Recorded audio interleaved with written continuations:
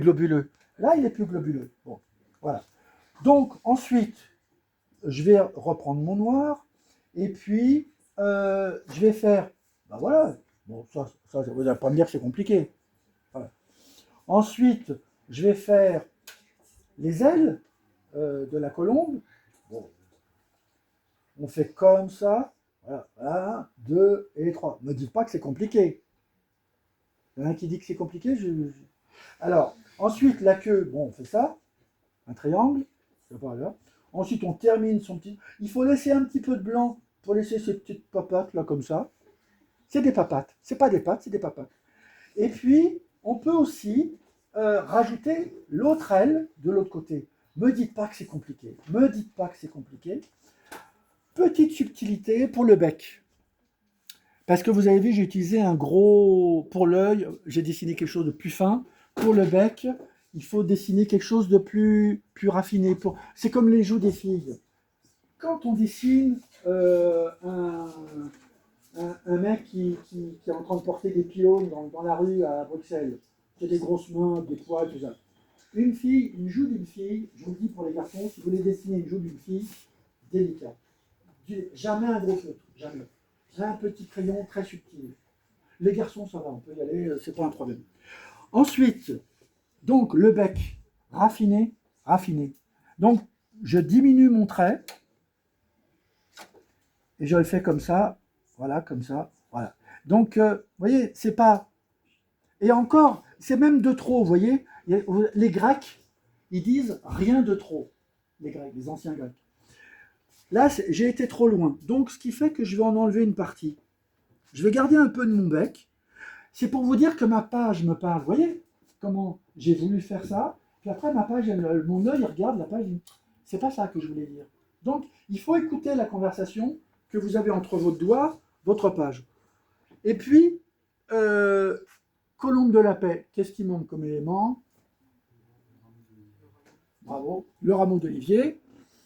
Donc, le rameau, alors vraiment, le rameau d'olivier, c'est sympa. Vous faites vraiment, là vraiment, vous faites ça pour la grosse tige du haut, et en plus vous la faites danser. Voilà, faut toujours faire danser. Voilà. Et après, vous faites voilà, les petites feuilles comme ça d'olivier. Voilà, voilà, voilà. Puis après, on peut grossir hein, comme ça. Et puis, vous voyez, faire jouer avec, tiens, il y a une feuille qui est au-dessus, tiens, il y a une feuille qui est en dessous. Voilà, ça danse. Parce qu'après, pour pas grand-chose, et la dernière, faut pas la louper, il faut faire une jolie petite feuille, comme ça. Voilà. Et puis, si on a du temps, on fignole un peu. Vous avez bien vu qu'elle passe devant le... Donc, on va enlever un petit peu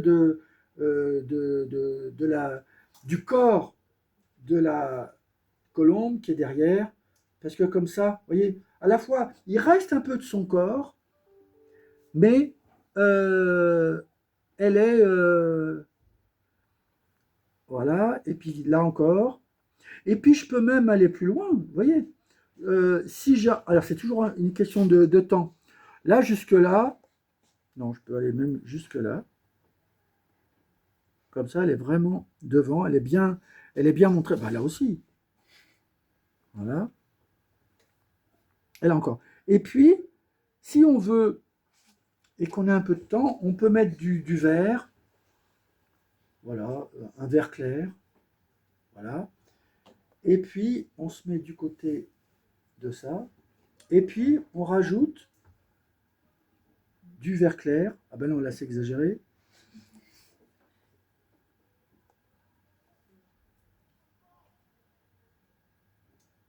Voilà.